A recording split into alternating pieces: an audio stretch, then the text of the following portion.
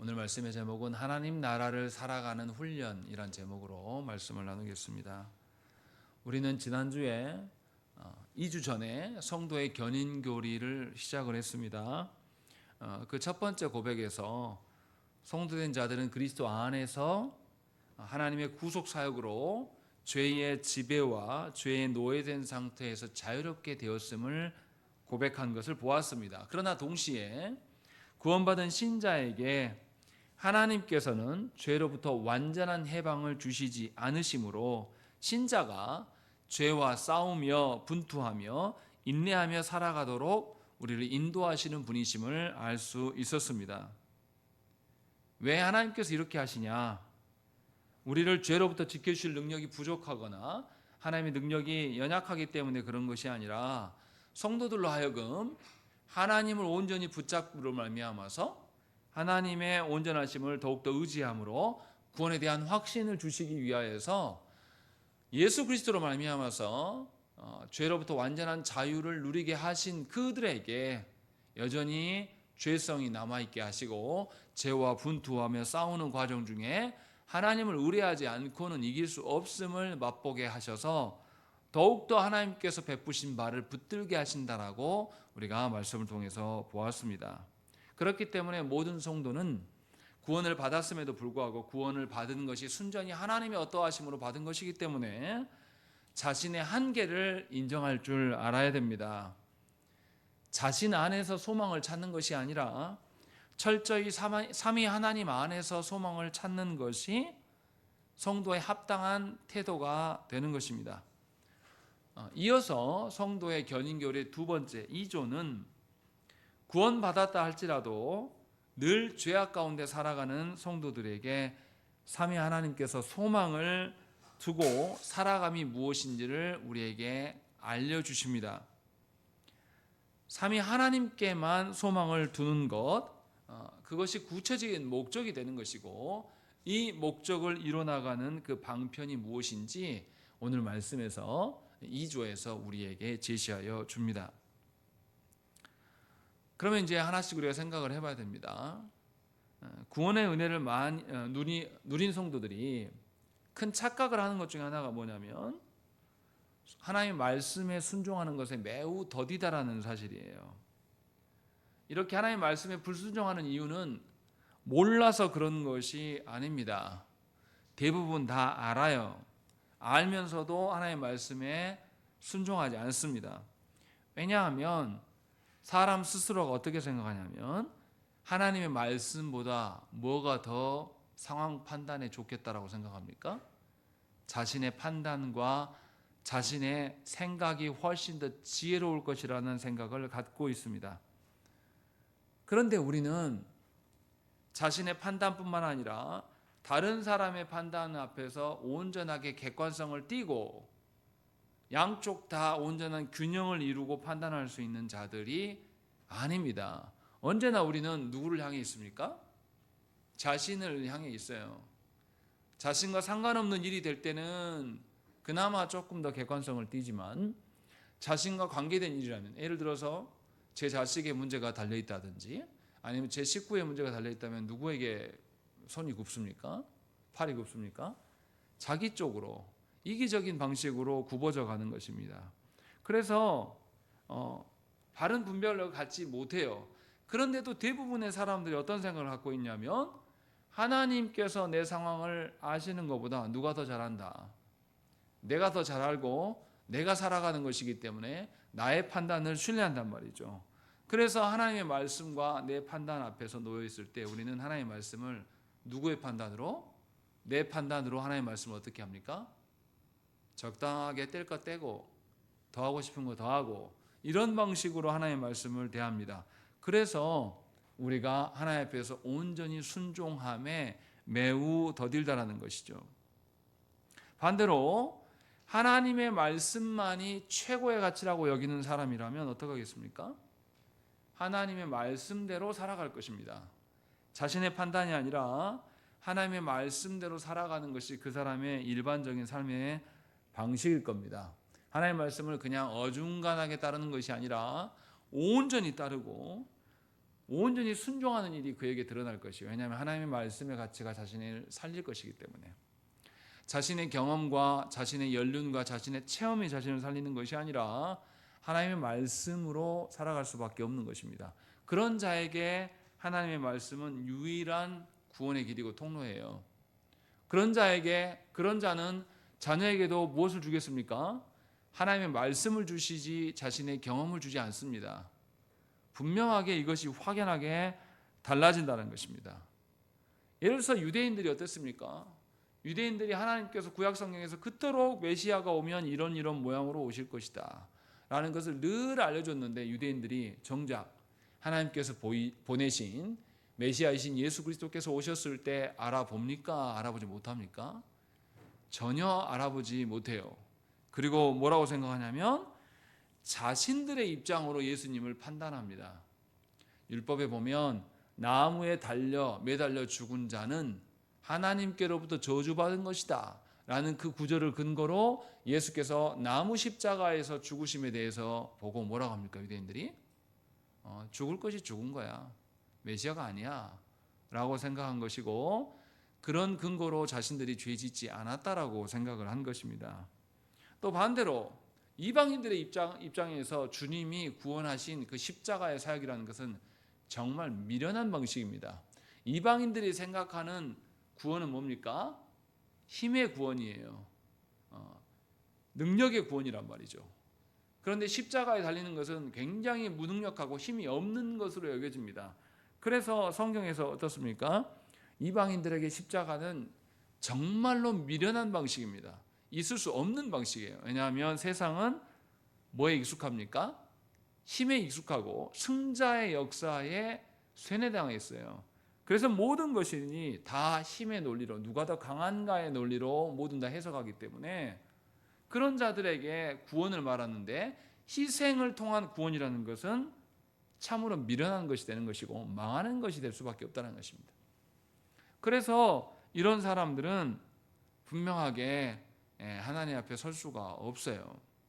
다시 말하면 성도의 연약함은 하나님보다 자신이 더 지혜롭다고 생각하는 거기에서 오는 것이지, 우리가 생각하는 것처럼 그가 유명세가 없고 그가 돈이 없고 그가 능력이 없고 그가 인기가 없어서 연약함이 오는 것이 절대 아니라는 것입니다.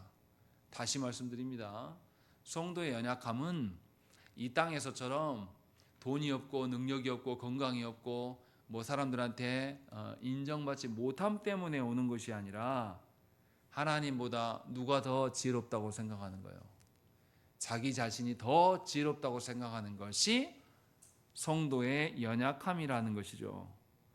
그러면 성도의 삶에서 가장 근간이 되고 기초가 되어야 될 것은 뭡니까? 자기 자신의 판단이 가장 연약한 거예요. 그러면 말씀 이야기 전부터 뭐부터 버려야 되겠습니까? 자기 생각과 자기 판단과 자기의 연약함을 버려야 돼요. 이것을 뭐냐면 하나님 앞에서 누구를 꺾어버려야 됩니까? 내 자신을 꺾어서 내 의지가, 내 생각과 내 기대가, 내가 살아왔던 연륜의 방식들, 이런 방식을 하나님 앞에서 싹 꺾어내야 되는 것이 가장 기초적인 것입니다. 그러니까 하나님께서 신자를 중생케 하시고 난 뒤에 이러셔도 되잖아요. 우리를 구원하신 뒤로 고민하지 말고 바로 어디로? 죄도 없고 슬픔도 없고 고통도 없는 바로 어디로? 바로 하나님 나라로 탁 데려가시면 더 쉽지 않습니까? 근데 하나님 그렇게 안 하신단 말이죠. 여러분, 사랑스러운 자녀를 남겨두고 하나님이 바로 하나님 나라로 데려가시면 기뻐하면서 갈 사람이 몇 명 있는지 모르겠어요. 근데 다행스럽게 하나님께서 그렇게 안 하신다는 거죠. 하나님은 분명하게 충분히 데려가실 수 있음에도 불구하고, 죄를 제거해서 우리를 억제하실 수 있음에도 불구하고 우리에게 자유의지를 주시고 우리를 기다리신다는 것입니다. 그러나 그냥 마냥 기다리는 게 아니라 우리의 연약함으로, 우리의 죄성으로 인하여서 우리 스스로 하나님께 온전히 순종하지 못하게 됨을 경험케 하심으로 하나님께서 기다리다는 거죠. 그러니까 하나님이 주권자 되심을 인정하는 제일 첫 걸음은 뭐냐면 내 자신의 부인이에요. 나의 연약함을 부정할 수가 있어야 돼요. 버릴 수가 있어야 한다는 것이죠. 나의 연약함을 내 인간적인 방식으로 뭔가 이뤄낼 수 있을 것처럼 생각하는 것이 그게 가장 위험한 것입니다. 그런데 교회 안에 우리가 오전 성경부 때도 말씀드렸지만 교회 안에서 가장 큰 오류가 뭐냐면 자신의 구원의 확신을 뭘로 말하려고 하는 겁니까? 하나님 주신 은혜나 하나님 언약을 근거로 구원의 확신을 말하지 않고 무엇을 근거로? 자신의 삶에 자기가 일궈놓은 것들, 힘으로, 돈으로, 사람의 인정으로 그런 것들로 자기 구원의 확신을 찾으려고 한다는 것입니다. 이것은 참으로 교만한 행동이고 하나님의 말씀의 가치들을 적용할 수 없게 만든다는 것입니다. 그래서 하나님께서는 우리에게 성도의 견인교리 2조에서 하나님께서 중생하신 자들에게 베푸신 것이 죄악 가운데 살게 하신 것이다 라고 이야기하면서 죄악 가운데 살게 하신 목적이 무엇인지를 두 가지를 밝혀요. 그리고 그 목적의 두 가지를 어떻게 이뤄갈 것인가 구체적인 방편을 두 가지로 제시하여 주십니다. 그래서 두 가지 목적이 뭐냐면 오늘 2조의 말씀을 한번 읽어보겠습니다. 그러므로 거기서부터 읽겠습니다. 시작.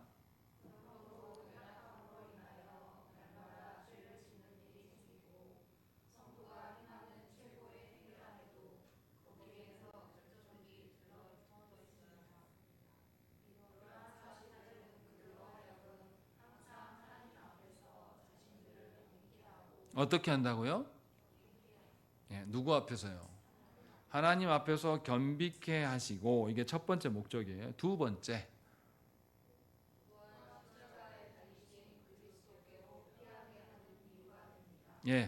두 번째는 어디로 피하라고요? 그냥 십자가가 아니라, 그냥 그리스도가 아니라 십자가에 달리신 그리스도께로 피하게 하는 것이 목적이다 라고 두 가지 목적을 밝힙니다. 그리고 나서 그 다음 부분은 그러면 이 두 가지 겸비케 함, 하나님 앞에서 겸비케 함과 십자가에 달리신 예수께로 피하게 하는 구체적인 방편이 무엇이냐를 두 가지로 설명해 줍니다. 우리 읽겠습니다. 시작.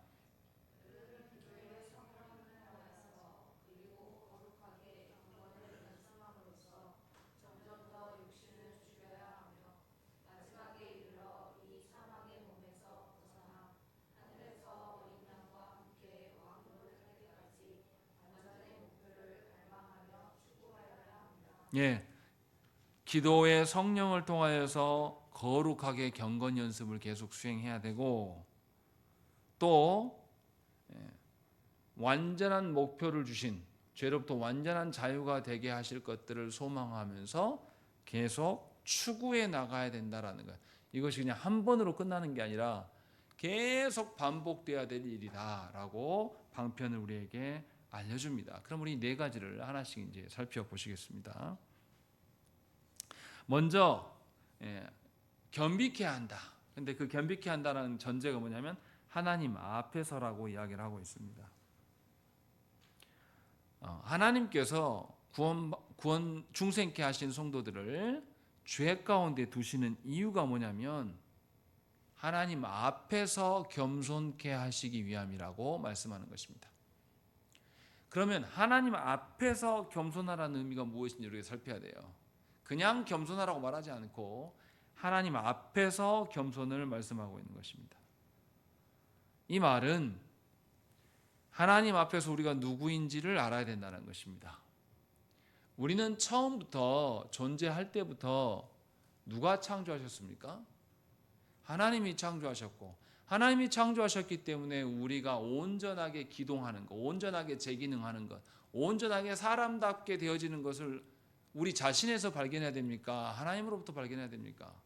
하나님으로부터 발견해야 될 자들이에요. 그래서 하나님이 첫사람 아담을 창조하셨을 때에 하나님으로부터 완전한 독립된 조로 하나님 창조하시지 않고 하나님께 의존하게끔 하나님이 정하신 어떠함으로 살아가게끔 창조하셨다는 것입니다.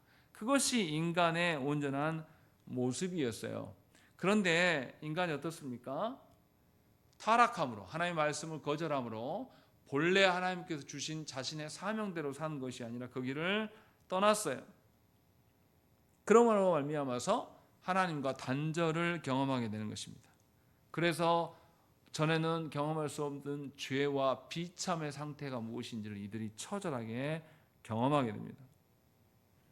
그러면 이렇게 타락한 자들에게 제일 먼저 있어야 될 것이 무엇이냐면 너희의 지금 상태가 어떠한 것이 아는가가 굉장히 중요합니다. 그렇지 않습니까? 술 먹고 있는 사람에게 술을 끊게 하는 것은 술을 끊어라 해서 술을 끊어지는 게 아닙니다. 그 사람의 현재 건강 상태, 그 사람이 술을 먹게 됐을 때 향후에 펼쳐질 일이 무엇인지를 알려주는 것, 그게 본래 상태가 무엇인지를 알려주는 것이 굉장히 중요합니다. 그래서 건강검진을 했는데 곧 암에 걸리게 생길 판이에요. 그러면 사람들이 술을 끊습니까? 안 끊습니까? 끊어요. 그렇게 해서야 움직이게 되는 것이죠. 무슨 말입니까? 하나님께서 우리를 구원하셨음에도 불구하고 죄 가운데 두시는 것은 본래 우리가 어떤 존재인가를 깨닫게 하시기 위함이에요. 우리는 하나님을 의존함으로써 존재하게끔 온전한 행동대로 창조대로 기동할 수 있게끔 창조하셨는데 그랬던 우리가 하나님을 등지고 하나님을 떠나서 독립하려고 하는 생각을 갖게 됐어요. 그게 아담과 하와의 생각이죠. 그렇게 해서 하나님으로부터 범죄하게 되어서 이제는 하나님과 교제도 안 되는 상태, 자신이 누구인지도 모르는 상태가 되어버렸습니다.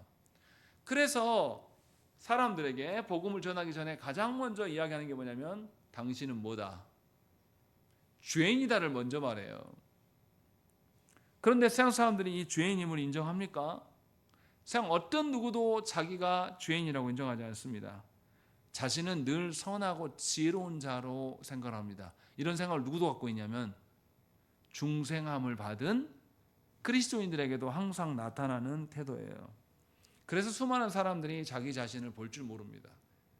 자기가 자기 자신을 제일 보지 못하는 것이 우리 인류의 한계입니다. 그래서 자신의 죄인됨을 깨닫지 못하기 때문에 항상 그리스도인들도 항상 살아가면서 억울해합니다. 그리고 자기의 기대대로 하지 않는 하나님을 향하여서 뭐라고 말합니까? 원망하고 저주하는 것이에요. 왜냐하면 자기가 본래 어떤 종자인지를 알면 그럴 수 없거든요. 그런데 교만하여서 자기가 어떤 상태인지를 몰라요.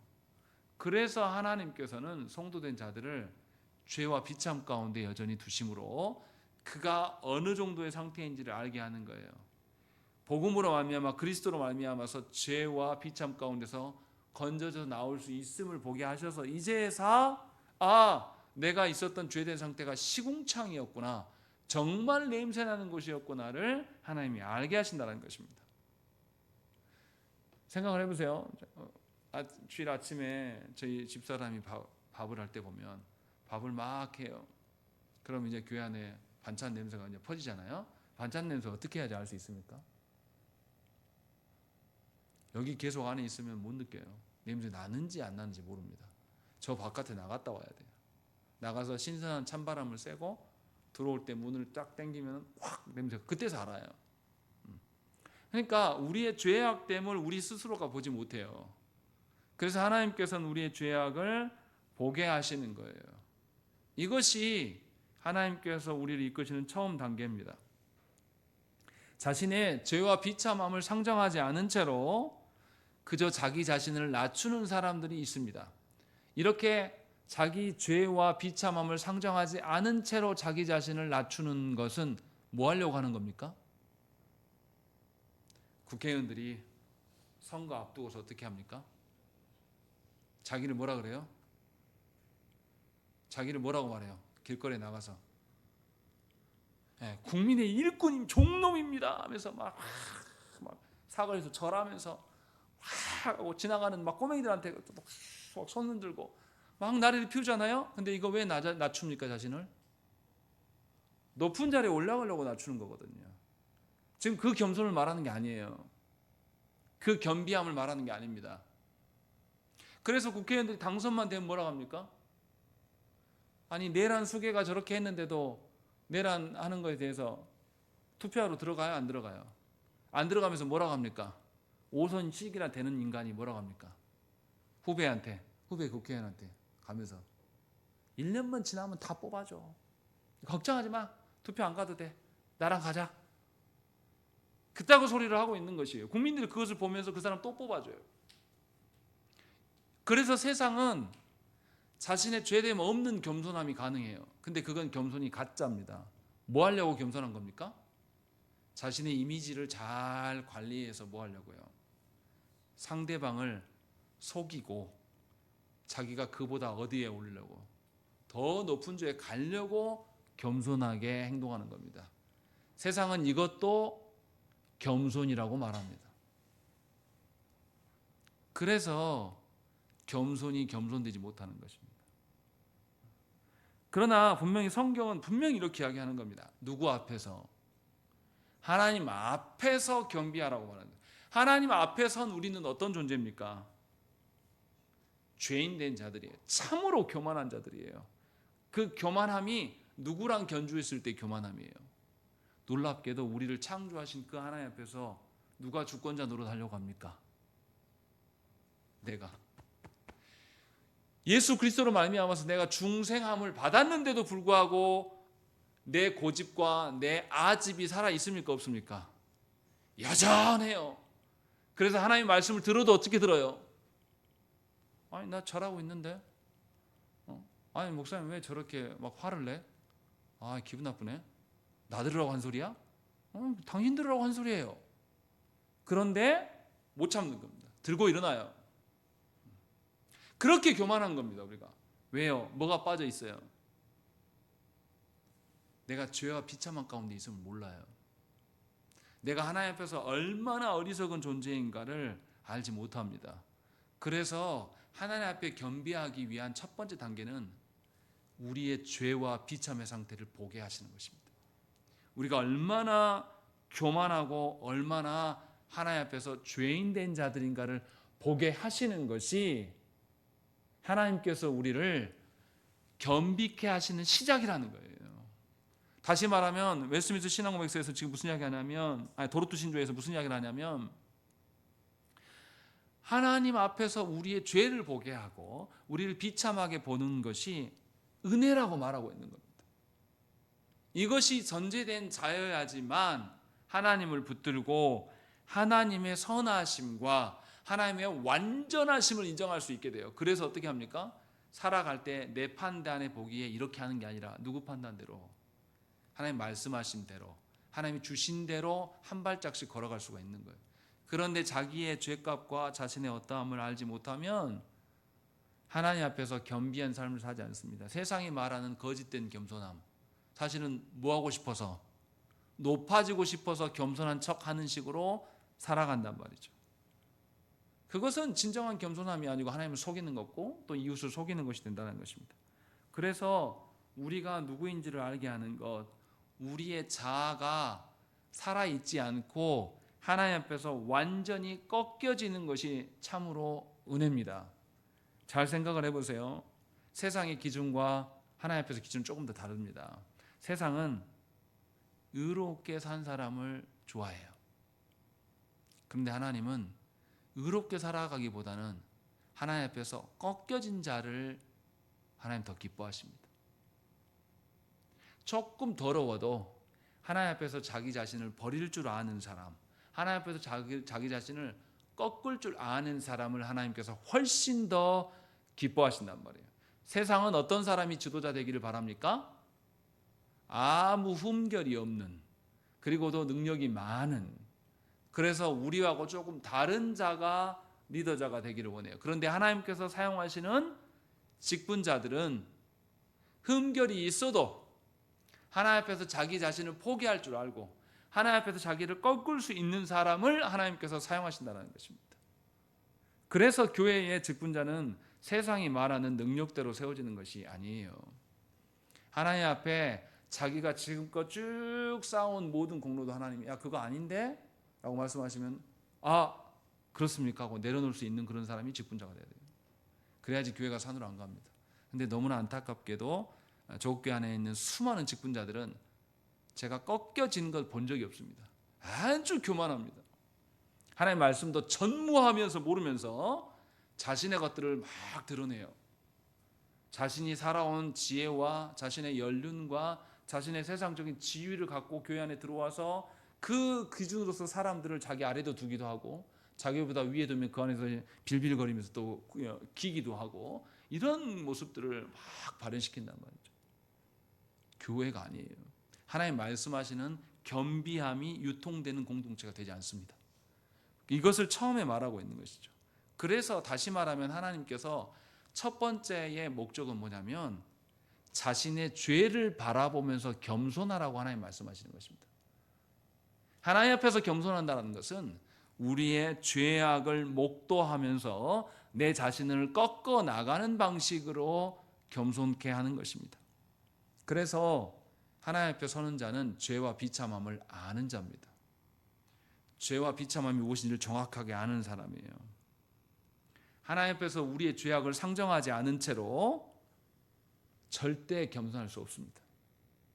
하나님 앞에서 내가 얼마나 무지랭이 같고 내가 얼마나 타락하여서 벌레 같은 존재인가를 인정하지 못하는 사람은 절대 겸손할 수 없습니다. 이것이 하나님께서 우리에게 말씀하시는 거예요. 그래서 우리의 죄악을 보게 되면 어떻습니까? 우리가 우리의 죄악에 대해서 스스로 벗어날 수 있습니까? 없습니까? 우리 힘으로 할 수 없다는 거 금방 알아요. 그러니까 내가 꺾는 겁니까? 꺾여지는 겁니까? 꺾여지는 거예요. 꺾여져 본 사람이 하나님 앞에 다 내놓을 수 있습니다. 꺾여지지 않고요. 자기가 꺾는 사람은요. 다 내놓지 않아요. 하나님께 온전히 자신의 것을 의탁하지 않습니다. 항상 자기 것을 남겨놔요. 분명하게 우리가 알아야 될 것이 무엇이냐. 하나님께서 우리에게 은혜 베푸시는 것은 나의 참혹한 상태, 나의 비참한 상태를 하나님 보게 하시는 것이에요. 그것이 하나님의 은혜고 이렇게 볼 때 우리는 하나님께 의지를 두고 하나님의 것이 가치로운 것임을 인정할 수가 있게 되는 것입니다. 그래서 하나님께서는 우리로 하여금 제 가운데 살아가게 하심으로 우리 스스로가 아주 낮아진 존재임을 알게 하십니다. 이러한 낮은 자세는 육신의 삶에서만 이어지는 것이 아닙니다. 우리가 죽은 이후에 영원토록 살아가는 그 삶에도 우리의 낮아짐은 지속됩니까? 되지 않습니까? 지속되는 것이죠. 죄 없는 상태인 창조의 상태에서도 우리는 어떤 존재였어요? 하나님을 의존하며 살 수밖에 없는 존재, 하나님의 질서 안에 놓여질 수밖에 없는 존재라는 것입니다. 그래서 하나님은 모든 것에서 가장 높으신 분이심에도 불구하고 우리와 함께 하시기 위해서 낮아져 주셨다는 것입니다. 그게 바로 그리스도이시고 그리스도로 인하여서 우리가 하나님 앞에 서는 것이죠. 그러나 세상에서는 어떻습니까? 높아지고 강력해지고 힘이 써지는 것을 찬양해요. 그것을 자랑합니다. 그래서 세상의 영광스러운 가치는 뭐라고 표현합니까? 세상의 피는 들꽃과 같다. 잠깐 피었다가 어떻습니까? 금세 시들어가지고 없어져요. 꽃 어떻습니까? 제가 20대 때 꽃가게 아르바이트를 했는데 장미 이렇게 쌀 때는 정말 예뻐요. 이렇게 안개꽃이랑 이렇게 해서 딱 쌓아놓으면 정말 그때는 그 얼마나 갑니까? 일주일도 안 갑니다. 금세 시들어요. 그리고 시든 장미를 이렇게 보고 있으면 정말 이거 바로 뭐 합니까? 바로 쓰레기통에 넣어버립니다. 오래 가지 않아요. 이걸 남겨두려고 어떻게 해요, 사람들이? 서늘한 곳에 막 이렇게 걸어놓고 예전에 막 안 받아보셨어요? 네. 걸어놓고 막 했잖아요. 근데 그 걸어놔가지고 예쁜 모양대로 잘 말리면 예쁘긴 예뻐요. 근데 어떻습니까? 그 상태가 이렇게 예쁘다고 해가지고 누구 주려고 딱 떼는 순간 어떻게 됩니까? 바스락하면서 싹 바스라지거든요. 형태가 없어요. 허무합니다. 그래서 성경에서 세상의 그런 영광이나 세상에 가치 있는 것이 들의 꽃과 같다. 잠깐 화려했다가 금세 사라져서 아무것도 없는 들풀과 같다고도 표현해요. 우리 교회 옆에 봐보세요. 공터에 어떻습니까? 겨울 되니까. 여름 때 어땠어요?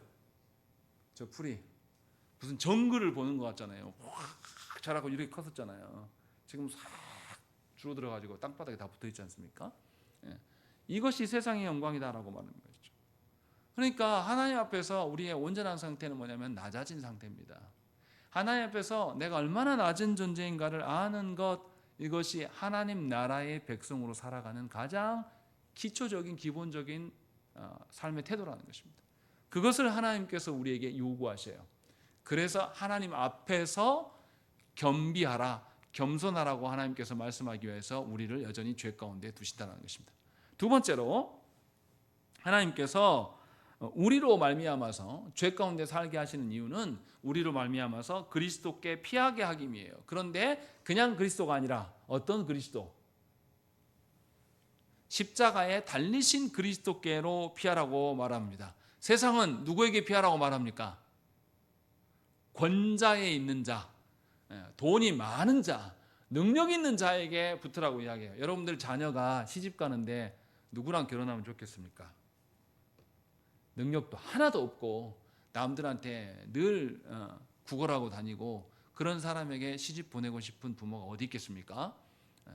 그런데 우리 하나님은 십자가에 달리신 그리스도, 처형당하신 그리스도께 나아가라고 말씀하고 있는 것입니다. 왜 그렇습니까? 우리 스스로 낮아질 수 있습니까? 없습니까? 우리 스스로 낮아질 줄도 모르는 자들이에요. 우리는 누구로 말미암아 우리가 낮아질 수 있습니까? 예수 그리스도로 말미암아 낮아질 수 있어요. 원래 낮았던 우리가 더 낮아져 봤자 얼마나 낮아지겠습니까? 그런데 하나님이신 그분이 하나님의 자리를 버려두고 사람 되심이 그 간격, 낮아지심이 얼마나 많이 낮아진 겁니까? 근데 거기서 끝나지 않잖아요. 우리를 위해서 뭐까지 지십니까? 십자가까지 지시는 예수 그리스도. 그 낮아지심을 지금 말씀하고 있는 것이죠. 주님은 우리를 위해서 희생 제물이 되셔서 낮아지셨습니다.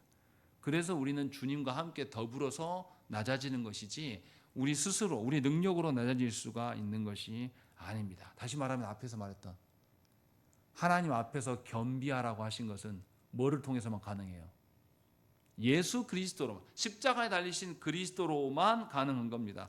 그래서 참된 겸비를 맛보기 위해서는 누구 안에 있어야 돼요? 예수 그리스도 안에 있어야 될 것을 지금 말씀하고 있는 것입니다. 그러니까 아까도 말씀하셨지만 세상에서 말하는 내 스스로 낮아지는 것, 이미지 관리하면서 아이고 그러십니까 하면서 막 이렇게 오바 떨면서 낮아지는 것은 가짜예요. 가짜. 그리스도 안에서 낮아짐이 절대 아니라는 것입니다. 그래서 분명하게 주님은 우리를 고난 가운데 죄와 비참 가운데 두심으로 말미암아서 하나님 앞에서 본래 우리 상태가 무엇이고 하나님 앞에서 우리의 겸비함이 무엇인지를 알게 하시고 그 일을 그리스도로 말미암아서 그리스도의 한 몸 되게 하셔서 우리에게 낮아지게 하시는 방편까지도 제시하고 있는 것입니다. 그래서 우리 스스로 낮아지는 것이 아니라 하나님의 기준으로서 꺾여지는 것, 예수 그리스도와 함께 십자가의 고난의 길로 걸어가는 것, 내 자신을 부인하는 것, 이런 방식을 통하여서 우리는 온전하게 하나님이 인도하시는 그 방편대로 살아갈 수가 있다고 말씀을 하고 있습니다. 그런데 여기서만 끝나지 않습니다. 그러면 이 목적을 이루기 위해서 구체적으로 어떻게 살아가야 되냐라는 것을 우리에게 제공하는 것이 그 다음 이야기예요. 그래서 기도의 성령을 통하여서 그리고 거룩하게 경건 연습을 행하라. 그리고 마지막까지 완전한 목표를 향하여서 갈망하고 추구해야 된다. 이 두 가지를 더불어 언급을 하고 있습니다. 왜 이 이야기를 하냐면요, 성도들이 착각하는 게 있습니다. 특히 한국교 안에서 그 모습이 더 많이 드러나요. 우리는 뭐를 중요시 여깁니까? 한국교회 다녔을 때 내 구원을 어디서 찾아요? 일반적인 성도들이 세례에서 찾습니다. 세례 한번 받고 난 다음에는 다 끝나버렸어요. 세례 받고 나면 그 다음에 내가 성화되는 걸 어떻게 생각합니까? 성도들이 내가 힘쓰는 것이라고 생각해요? 아니면 그냥 가만히 있어도 하나님 은혜 주신다고 생각합니까? 다 그렇게 생각해요. 예수 그리스도로 말미암아서 구원받았으면 다 했다. 나머지 성화되는 건 나 할 일 아니야. 하나님 은혜 주시면 해. 안 그럼 말어. 그래서 하나님이 주시는 성화의 삶을 거룩해지기 위해서 분투하고 씨름하는 모습이 교회 안에 없습니다. 이 문제 때문에 지금 이 이야기를 하고 있는 거예요. 무슨 말입니까? 한 번 구원받은 사건으로 인해서 우리가 자동적으로 하나님 나라의 백성답게 성화의 삶으로 쭉 되어지는 게 아니에요. 그런 식으로 해서 하나님의 자녀로 되어지는 것. 그냥 가만히 있어도 나 별로 노력하고 씨름하지 않았는데 목사님이 나를 위해서 막 기도해주고 권사님이 나를 위해서 막 기도해주고 누가 와서 안수기도 해주고 막 그렇게 해서 성화되는 것이 아니란 말이죠. 그래서 성도들이 예수 믿고 난 뒤에 성화되는 것을 마음의 문제로만 생각합니다. 마음만 잘 다스리면 돼. 서로 사랑하면 돼. 오면 좋은 이야기 해. 서로 위로해줘. 뭐 이런 식으로 뭔가 될 거라고 생각을 하는 것입니다. 그런데 분명하게 도로트 신조에서는 분명하게 이야기를 합니다. 뭐라고 말합니까? 갈망하면서 그냥 하는 게 아니라 잘 보세요. 맥락을 보세요. 거룩하게 경건을 뭐라고요? 뭐하라고요? 연습하라는 거고 또 완전한 목표를 어떻게 해요? 갈망하며 추구하라는 거예요. 이게 무슨 말이냐면 끝까지 그 일에 매진하고 힘쓰고 계속 반복적으로 시행하라는 거예요. 디모데전서 4장 7절과 8절 말씀 우리가 아까 읽었던 말씀에 뭐라고 되어 있습니까? 망령되고 허탄한 신화를 버리고 경건에 이르도록 네 자신을 뭐하라고요? 연단하라. 연단이 뭡니까? 연단이 뭐예요? 뜨거운 그 용광로에 누구를 집어넣으라고요? 나 자신을 집어넣었다가 그 다음 어떻게 해요? 다시 빼서 찬물로 식혔다가 다시 이걸 또 연단에 넣었다가 또 뺐다가 넣었다가 뺐다가 넣었다가 뺐다가 이거 계속 반복하라는 거예요. 왜 사도 바울이 디모데에게 이 말씀을 했을까요? 우리가 구원받은 성도가 분명하게 하나님 앞에서 서야 되는데 그 연단함으로 말미암아서 우리가 경건의 과정을 걸어갈 수 있다고 말하는 거예요. 그래서 8절 말씀에 뭐라고 합니까? 읽겠습니다. 8절 말씀 시작.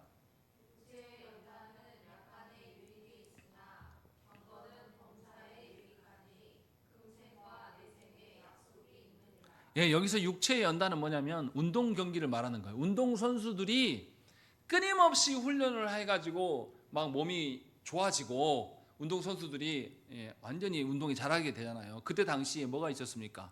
바울 시대에 그리스의 운동 경기들이 있었어요. 당시만 해도. 그래가지고 운동 선수들이 이제 경기를 하면 누구만 들어갑니까? 여자 못 들어갔어요. 남자들이 다 빨가벗고 이제 운동을 해요. 굉장히 몸 좋은 상태로. 제가 최근에 어떤 목사님과 탁구를 쳤습니다. 근데 이분은 아주 오랫동안 탁구를 배워온 분이에요. 근데 저 딱 이렇게 있는데 탁구 채부터 목사님이 가져다 주시더라고요. 자기가 갖고 왔더라고요. 40만 원짜리. 그리고 잡을 때부터 제가 잡는 방식으로 잡으면 안 된대요. 잡고 다리를 이만큼 벌리고 딱 높이를 가지고 이 자세로 계속 이것만 로버트처럼 계속 이것만 연습했습니다. 한 30분 쳤나요? 실력이 늘었을까요? 안 늘었을까요? 그 짧은 사이에 늘어요. 근데 30분 동안 굉장히 곤욕스러웠습니다. 저는 막 이렇게 움직이면서 막 치는데 안 움직이고 딱 그 자세만 계속 움직이니까 몸이 막 힘들어요. 운동선수들이 자신의 뭐를 위해서 어떻게 합니까? 수영선수들이 어떻게 합니까? 수영할 때 우리처럼 막 여기 머리에 쓰지도 않고 막 그냥 막 머리 휘날리면서 막 이 옷 입은 채로 막 가지고 막 이렇게 합니까? 1분 1초라도 0점 몇몇 초라도 단축하려고 어떻게 해요? 머리 어떻게 합니까? 빡빡으로 밀고 그것도 부족해서 어떻게 해요? 수영모를 써요. 딱 붙게. 그 짧은 찰나를 줄이려고. 또 그리고 수영을 할 때도 팔도 어떻게 합니까? 우리처럼 막 이렇게 하는 게 아니라 정확하게 자세를 취한단 말이에요. 그 훈련을 계속 하는 겁니다. 그래서 어떻게 뭐가 반응하도록 몸이 반응할 수 있을 때까지 하는 거예요. 바울이 지금 디모데에게 지금 그 이야기를 하고 있는 거예요. 성도들에게 지금 그 이야기를 하고 있는 겁니다. 육신의 연단, 육신의 훈련도 이렇게 약간의 유형이 있는데 영혼의 훈련이 네 삶, 지금 육신을 입고 있는 이 금생에만 영향을 주는 게 아니라 언제도 내세에도 영향을 주는 것이다. 훨씬 더 유익이 있다라고 말하면서 분명히 훈련이 있다. 훈련이 필요하다라고 말씀하고 있는 것입니다. 운동선수가 어떻게 살아갑니까? 운동 연습할 때만 집중해서 살아갑니까? 아니에요. 운동선수는 뭐 할 때도 먹을 때도 어떻게 합니까? 자기 운동을 위하여서 먹어요. 먹고 싶은 거 먹지 않아요. 수영 선수들 또 이렇게 몸 쓰는 운동하는 선수들 어떻습니까? 고기만 막 먹어요. 권투 선수들 어떻게 해요? 시합 앞두고 어떻게 합니까? 개체를 맞춰야 자기 중량을 맞춰야 되니까 어떻게 했습니까? 물도 안 마십니다. 그리고 개체 통과되면 물을 벌컥벌컥 마셔요. 그래서 통과되고 난 뒤에 몸무게가 단 몇 시간 만에 2, 3kg씩 불어요. 몸이 견디겠습니까? 죽어나는 거죠. 그런 식으로 그러니까 운동하는 시간만이 아니라 운동하지 않는 나머지 쉬는 시간, 또 먹는 시간, 또 싸는 시간까지도 다 뭐에 관련되어 있습니까? 전부 그 훈련함과 연동되어서 살아간다는 것입니다. 지금 이 이야기를 왜 하는 거냐? 성도들에게 하나님께서 베푸신 구원의 일이 마치 이와 같다고 지금 말씀하고 있는 것입니다. 성도들에게 하나님께서 주시는 그 하나님 나라의 질서와 영광이 예배드릴 때 잠깐만 집중하는 그런 것이 아니라 성도들이 살아가는 일상 안에서 성도들이 쉴 때나 놀 때나 누가 관계를 맺을 때나 무엇을 할 때도 전부 다 그것을 향해 있어야 된다고 지금 말하고 있는 겁니다. 그래서 바울이 운동으로 이야기를 하고 있는 것이에요. 더 구체적으로 말한다면 성도는 이래야 돼요. 부지런히 하나님께서 명하신 예배하는 일에 힘써야 됩니다. 또 성경을 읽고 연구해야 되고 또 가정 안에서 올바른 예배로 인하여서 하나님께서 명령하신 방식대로 자녀들을 양육해 나아가야 돼요. 또 성도의 교제 가운데서도 우리가 좋아 보이기에 웃고 떠드는 것이 아니라 성경을 근간으로 인하여서 내가 살아가고 있는지를 점검하고 서로를 점검해주는 그 방식으로 성도의 교제가 드러나야 된다는 것입니다. 그래서 분명하게 성도의 삶에 전반적으로 뭐가 드러나냐면 하나님 앞에서 겸비하도록 예수 그리스도로 말미암아서 예수 그리스도께 피하는 방식들을 배워갈 수 있도록 힘쓰라고 말씀하고 있는 것입니다. 신앙이나 경건은 기적적으로 되어지는 것이 결코 아닙니다. 아무런 노력도 하지 않았는데 어느 날 갑자기 하나님께서 은혜를 팍 부어주어서 내 신앙과 경건의 삶이 훅 성장하는 것이 절대 아니에요. 가룟 유다를 보십시오. 예수님과 3년의 공생의 생활을 살면서 다 봤어요. 예수님의 능력이 무엇인지도 다 보고 기적도 보고 죽은 자도 살아난 걸 다 봤단 말이에요. 그런데 그가 끝까지 예수님 안에 있었습니까? 그 기적을 본다고 해서 사람이 달라지는 게 아닙니다. 주님이 보이신 기적이 얼마나 놀랍습니까? 이 파도와 바다도 잠잠케 하시는 주님의 능력을 다 본 사람이에요. 그런데도 이 사람은 하나님의 것들을 붙들지 않았습니다. 포기했어요. 분명히 우리가 알아야 돼요. 우리의 경건 생활은 우리가 운동선수처럼 힘쓰고 애쓰고 그래서 어디에 새기는 겁니까? 우리의 몸과 우리의 영혼에 새기는 것이 우리의 경건 생활이 돼야 돼요. 그래서 뭐가 반응하도록? 우리의 존재가 먼저 반응할 수 있도록 주께서 명하신 것들이 우리 안에 있기를 소망해야 한다는 것입니다. 이렇게 신앙의 삶이라는 것은 끊임없이 연단되어지는 것이에요. 어떤 분들은 이렇게 말하기도 합니다. 아, 목사님 기도가 잘 안 됩니다. 기도가 안 돼서 제가 고민이 많아요. 제가 다르게 물어볼게요. 제가 초등학교 2학년 때 자전거를 탔습니다. 자전거 안 타져가지고 고민하고 있었을까요? 초등학교 2학년 때 제가 자전거를 처음에 어떻게 탔을까요? 신사용 자전거여가지고 커요. 자전거가 올라타지를 못했어요. 뭐부터 탔겠습니까? 끌고 다니는 것부터 했어요.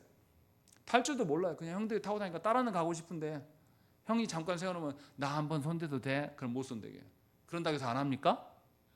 기회만 싹 봐갖고 없으면 딱 걷어가지고 갖고 와다 내붙이고 또 쳐맞고 다시 또 끌고 다니는 것부터 시작하는 거예요. 고민하지 않아요. 왜 안 타지지? 안 타져서 속이 상하네? 아이고 죽겠네 하면서 그 앞에서 자전거 앞에서 막 씨름하고 울면서 근심합니까? 그럴 시간이 어디 있어요. 한번 타봐야지. 그 다음에 타는 게 뭐예요? 끌고 다니다가 이제 좀 익숙해지면 한 달이 걸쳐가지고 막 이렇게 굴려가지고 타는 것도 아니잖아요. 한 달이 걸쳐 보려고. 그래서 좀 자신 있으면 어떻게 해요? 이제 올라타지도 못하니까 어떻게 해요?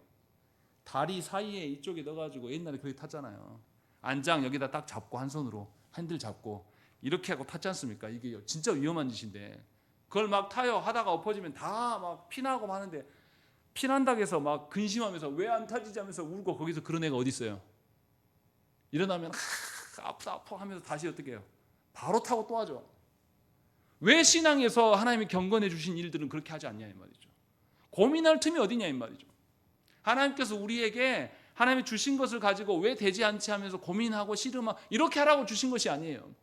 운동선수처럼 끊임없이 하나님께서 주신 것 안에서 계속 하라고 하나님께서 명하는 것이 성도의 경건 생활입니다. 성도에게 주신 예배 생활이고 기도 생활이고 말씀 생활이에요. 그렇게 하나님께서 우리에게 주신 겁니다. 교회 역사 가운데서 수많은 성도들이 경건의 삶을 이런 식으로 해왔습니다.